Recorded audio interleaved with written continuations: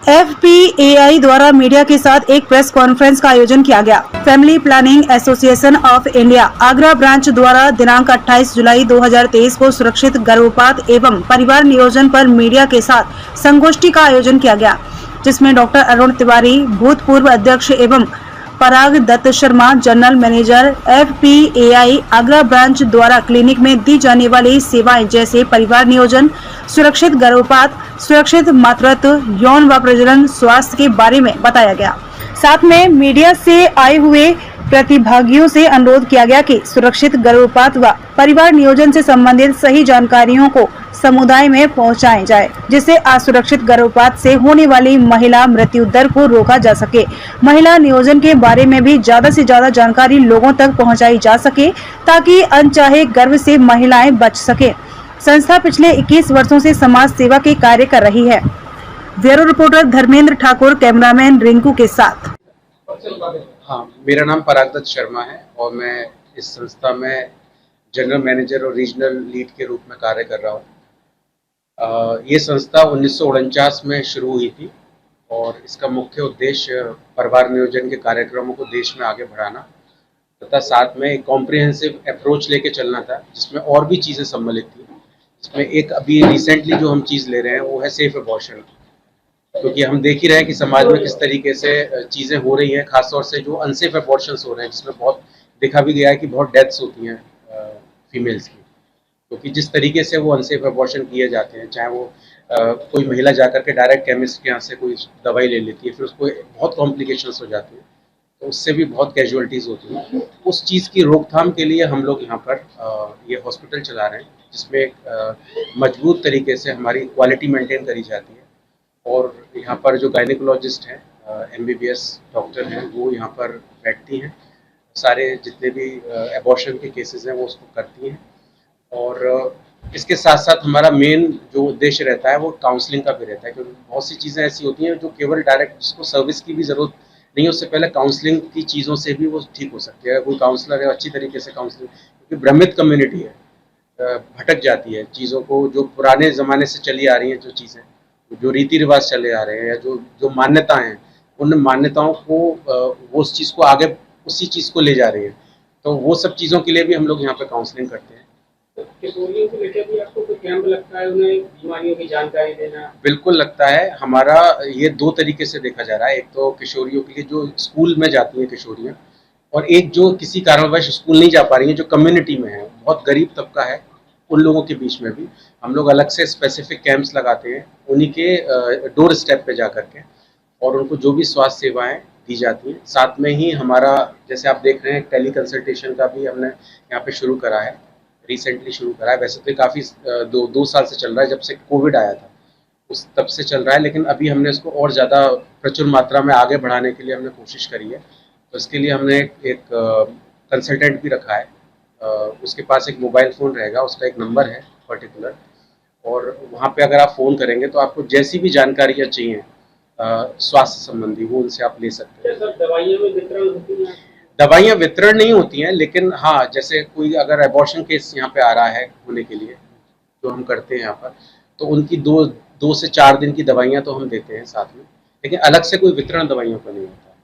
Camps जो, जैसा कि सर ने अभी बताया था, जो हम कैंप्स लगाते हैं कम्युनिटी में, उन कैंप्स में अगर कोई हमारे पास में ऐसा है चीज़ की जिसमें हम दवाई वितरण करा सकते हैं, क्योंकि यहाँ पे बहुत वॉलंटियर्स भी होते हैं जो कि दवाइयों को डोनेट भी करते हैं, अगर कोई ऐसा प्रोविज़न है हमारे यहाँ तो डेफिनेटली हम दवाई भी वितरित करते हैं।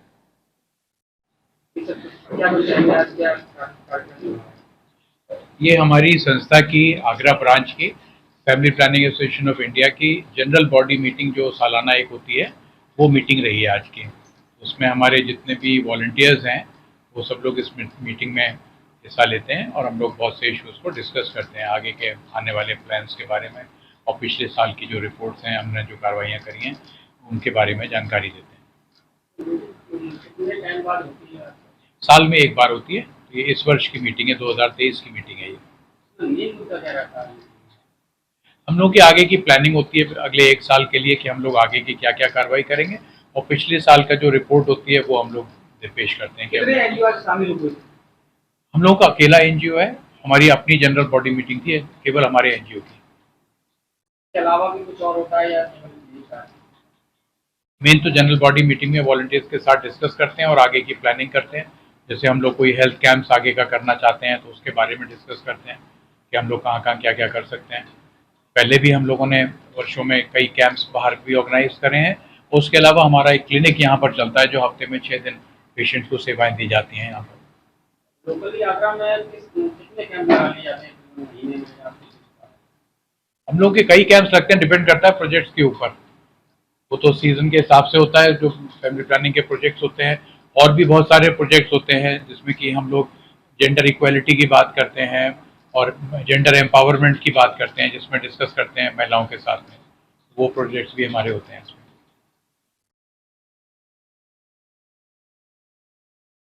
जी मैडम, परिचय दीजिए। मेरा नाम निर्मला शर्मा है और मैं करीब 25 साल से संस्था में मॉनिटरिंग इवैल्यूएशन के पद पर काम कर रही हूँ।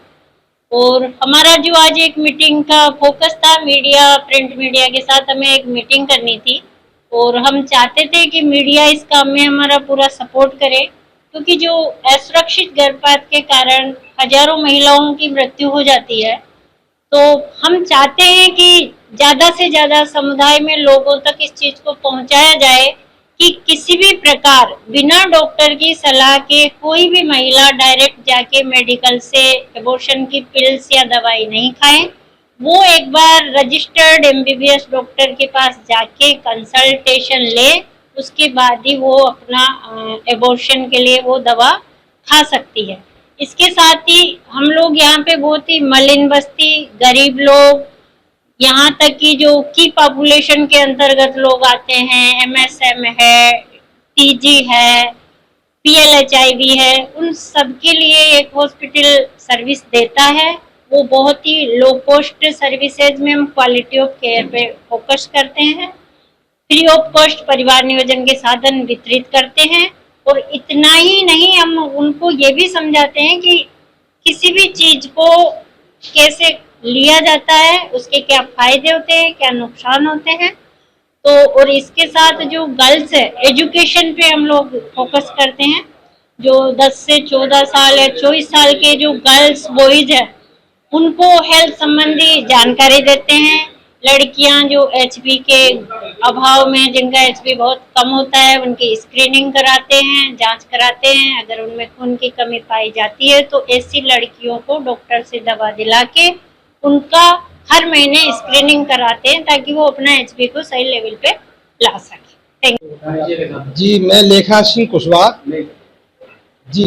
सिंह कुशवाहा और यहाँ जो ब्रांच एग्जीक्यूटिव कमेटी है उसमें एक मेंबर हूँ। और यहाँ जो हम लोगों के लिए बड़ी ही सौभाग्य की बात है कि इस मलिन बस्ती में जहाँ के अत्यधिक गरीब लोग रहते हैं, वहाँ उन लोगों के लिए सेफ अबॉर्शन के लिए कम से कम एक हॉस्पिटल सरकारी खुल चुका है, जहाँ सुरक्षित तरीके से आप देख रहे होंगे कि जानकारी के अभाव में लोग मेडिकल की दुकान से वो जो दवा ले आते हैं, उनसे जो है बहुत सारे साइड इफेक्ट होते हैं। यहाँ योग्य डॉक्टर्स की देखरेख में सेफ अबॉर्शन किया जाता है और वो भी बहुत ना के बराबर एक सेवा हो रही है, बहुत अच्छी बात है।